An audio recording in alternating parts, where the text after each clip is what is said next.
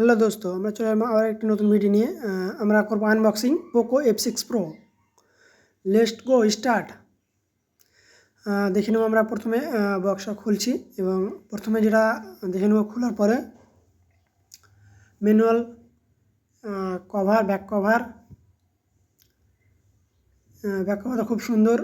এবার আমরা মোবাইলটা বের করে দেখে নেব, মোবাইল সাইড রাখবো এবং এগুলো আমরা টাইপ সি চার্জার,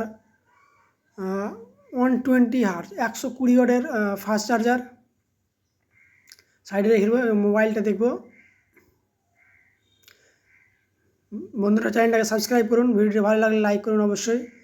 দেখতে পাচ্ছেন মোবাইলটা খুব সুন্দর লুক, দেখতে খুব সুন্দর মোবাইলটা। এবার মোবাইলটা আমরা খুলে নেব। ওয়াও, খুব সুন্দর একটি লুক, স্মুথ।